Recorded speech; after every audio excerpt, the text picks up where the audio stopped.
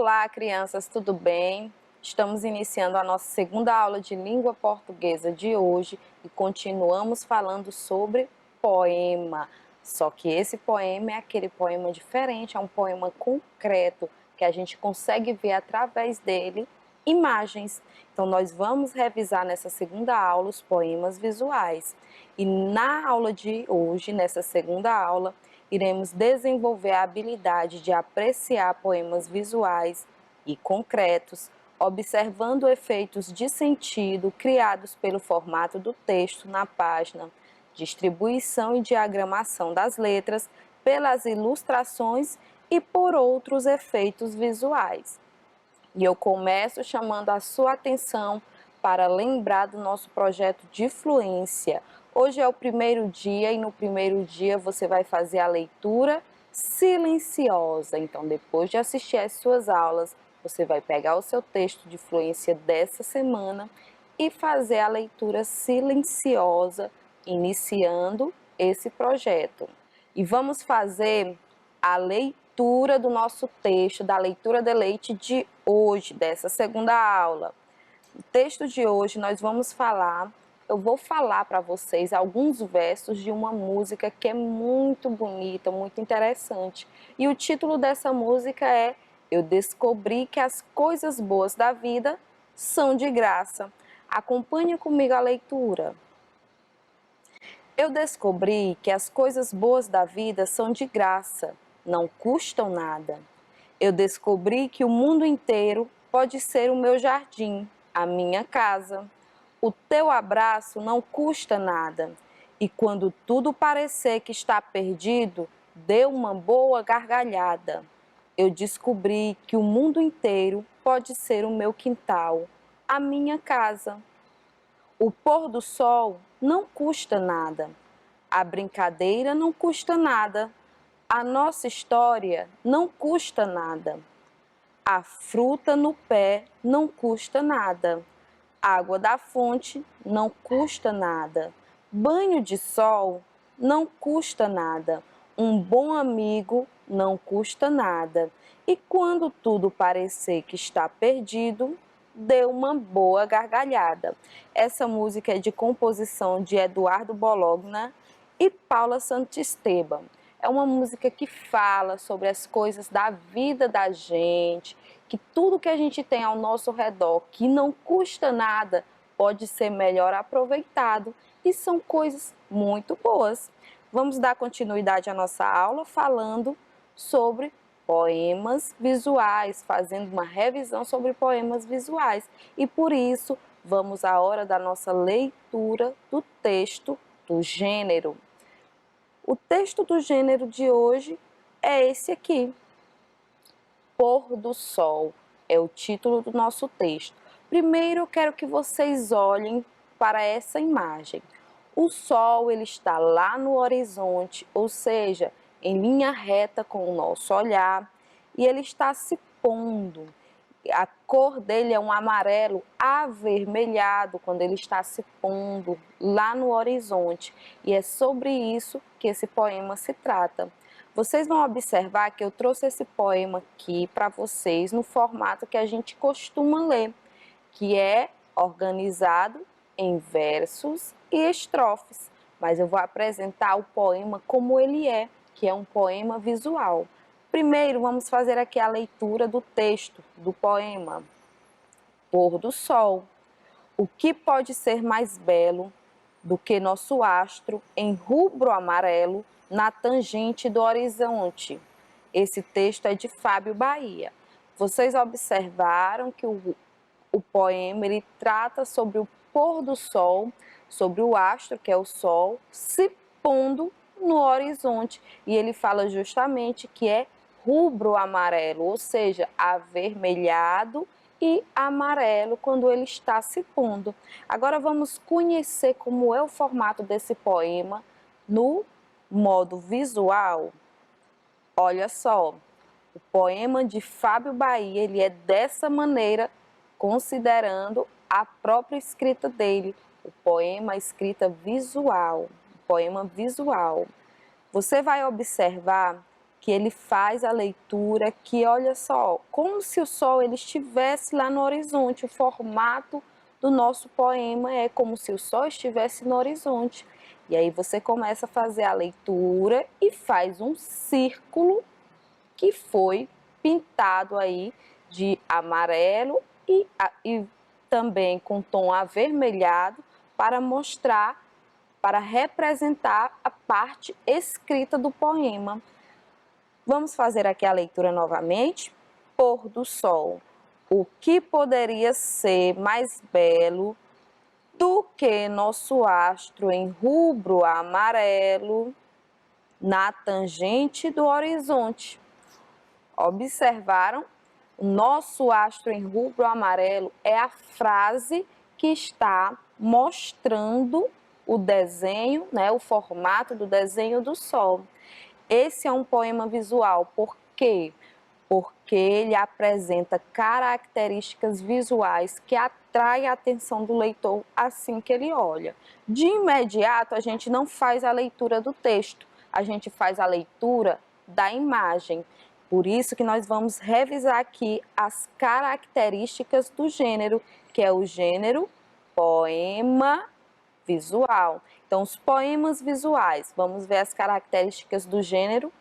Os poemas visuais ou concretos, eles se caracterizam quase sempre pela combinação de palavras e imagem. Os elementos como disposição gráfica das letras ou palavras permitem formar imagem. A imagem do poema é a primeira a ser captada pela visualização. Então, a gente percebe primeiro a imagem para depois visualizar, né, fazer a leitura da parte que é escrita. E há o uso de elementos visuais para criar a ideia de movimentos. Em alguns poemas, há o uso desses elementos visuais que vai criar essa ideia de movimento. Vai permitir também a expressão de sentimentos e pode, como outros poemas, possuir ou não rimas. Vamos ver aqui mais um exemplo, fazendo a leitura do poema visual. O que vocês conseguem enxergar de imediato quando vocês olham para esta imagem? Vocês conseguem ver a imagem de uma árvore, mas quando a gente vai analisar mais profundamente, a gente consegue perceber que esse desenho formado, ele foi composto por palavras, por letras, formando então um poema visual. Pela imagem, a gente já vai saber do que se trata esse poema. Esse poema vai se tratar justamente do que a gente consegue ver inicialmente, que é uma árvore. Mas olha só aqui, essa palavrinha aqui que vai formar todo o contorno do arbusto da árvore é a palavra vida. É uma das palavras que ajuda a compor esse poema. Por que vida, professora? Porque a árvore é um ser vivo. E mais abaixo, olha só, nós temos aí pedacinhos verdes que estão representando o quê? As folhas. E justamente cada partezinha verde dessa vai ser identificada com o nome folha. Temos aí vida e folha. Temos essa partezinha rosada. O que vocês acham que essa parte rosada representa na árvore? A flor. E é justamente essa palavrinha que compõe essa parte rosada. Flor. E essa parte que forma os galhos. Palavra galho. A palavra galho vem formando os galhos, os próprios galhos da árvore no desenho. Vocês observaram que aqui tem umas letrinhas caindo? Se vocês organizarem essas letrinhas, ó, nós temos F, O, L, R. É como se fossem as pétalas da flor caindo ao chão. E aí ela colocou, né? O autor do texto colocou as letrinhas desordenadas, demonstrando que elas haviam caído. E se você organizar essas letrinhas, vai formar justamente a palavrinha que ela representa, que é flor, né? O desenho, a imagem da árvore que ela representa, parte da imagem da árvore que ela representa, que é a flor também. Do outro lado também tem, professora. Temos, e essa parte que está caindo aqui do outro lado é a folha. Muito bem.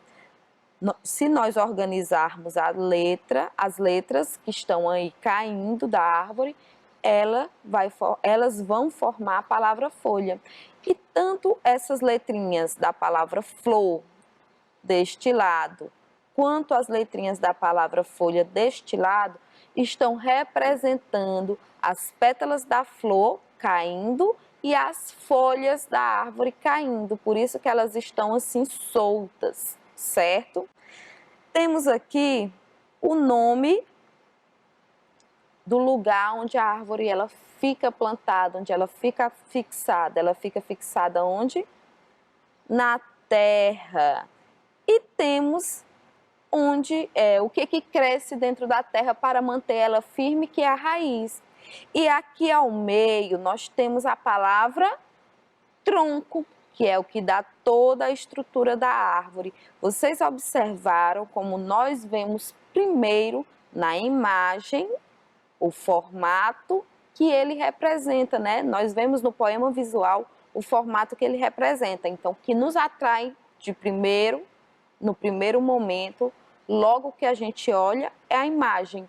Em seguida é que a gente vai observar e fazer a leitura do que está sendo, da informação que está sendo repassada de maneira escrita no poema. Então, vamos continuar e vamos interagir com o texto. Vocês lembram lá do primeiro textinho que a gente colocou? Texto Pôr do Sol. Vamos falar um pouquinho sobre ele aqui, tá bom? Faça a leitura do poema visual. Aliás, faça a releitura do poema visual Pôr do Sol. Olha só, temos ele aqui, Pôr do Sol. O que poderia ser mais belo do que nosso astro em rubro amarelo na tangente do horizonte? Texto de Fábio Bahia. Vou colocar aqui ele do outro lado da maneira como a gente lê. Pôr do sol. O que poderia ser mais belo do que o nosso astro em rubro amarelo na tangente do horizonte? O texto, como falei, de Fábio Bahia. Agora eu vou fazer uma pergunta para vocês a respeito desse poema. Analisem logo bem ele, vamos revisar, né? Fazer a análise. Vamos focar no poema visual. Esse aqui da parte escrita é só para facilitar a nossa compreensão na hora da leitura, tá bom? Então vamos focar aqui no poema visual. Nós estamos vendo a imagem do sol e o sol ele está no horizonte, como se ele estivesse se pondo. Então a imagem representa o pôr do sol, certo? Temos aqui a primeira pergunta a respeito do poema. O astro ao qual se refere o poema é o sol, a lua, o planeta ou as estrelas? Não tem dúvida nessa questão, né? Logo de cara a gente já consegue ver, já consegue perceber a imagem do sol no poema. Então, quando se trata do astro, no poema está se referindo propriamente ao sol. Então, o astro ao qual o poema se refere é o sol. Na segunda questão, vamos ver sobre o que o poema fala. O poema A, ele fala da beleza do horizonte. B, ele faz uma descrição do sol. C, ele indica a posição do sol no céu. Ou D, ele cita a beleza do sol no horizonte. O que vocês acham que pode responder melhor essa questão?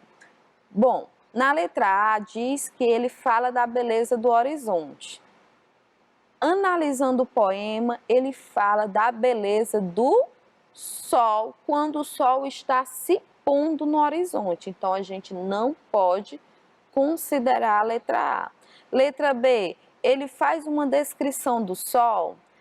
Faz, até faz uma descrição do sol. Ele diz que o sol é o quê? Um astro que naquele momento, naquela situação, está em rubro amarelo. Mas esse é o assunto principal do poema? Não, não é o assunto principal. Ele faz uma descrição, mas não é a descrição que é o foco principal nesse poema. Ele indica a posição do sol no céu? Ele fala que o sol está lá, na tangente do horizonte, mas é a função principal, aliás, o assunto principal desse poema? Não, não é o assunto principal do poema. E o poema, ele cita a beleza do sol no horizonte? Sim, essa é a frase, né? A alternativa que melhor descreve o assunto do poema. Ele vai citar, ele vai falar sobre a beleza do sol quando o sol está no horizonte. E para falar da beleza do sol no horizonte, ele diz que o astro está em rubro amarelo e que está na tangente do horizonte, certo? Então, a resposta que mais se adequa a essa questão é a letra D. O poema cita a beleza do sol no horizonte. Aqui na segunda questão, vamos localizar nesse poema palavras que rimam e vamos circulá-las.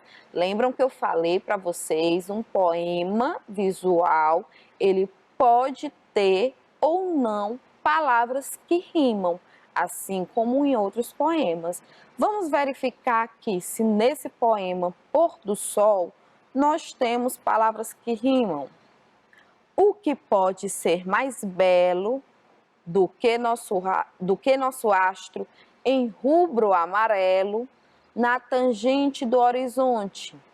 O texto de Fábio Bahia. Vamos relembrar o que é rima? Rima é aquela palavrinha que tem o final, o som final igual ou muito parecido. Nós temos alguma palavrinha aqui que tem o som final igual ou parecido? Temos, e quais são? A palavra belo, né? E temos a palavra rubro amarelo. Então, localizamos aí no nosso poema a palavra belo, que rima com a palavra rubro amarelo, certo? Vamos continuar. Vamos fazer a leitura do poema visual abaixo. Eu vou colocar o poema visual aqui devagarzinho para a gente fazendo a leitura aos poucos, tá bom? Uma casa tem que ter. Uma casa tem que ter para nos deixar amparados. Uma casa tem que ter se você estiver pensando em armar uma rede. Uma casa tem que ter, e isso importa. Observaram o desenho visual, né, a forma visual do poema? Observaram que o poema ele forma o quê? Uma casa. Ele vai aos poucos formando a imagem de uma casa. Muito bem. Quando ele fala que, olha, uma casa tem que ter para nos deixar amparados, sobre o que é que ele está tratando? Uma casa tem que ter essa parte de cima para nos deixar amparados.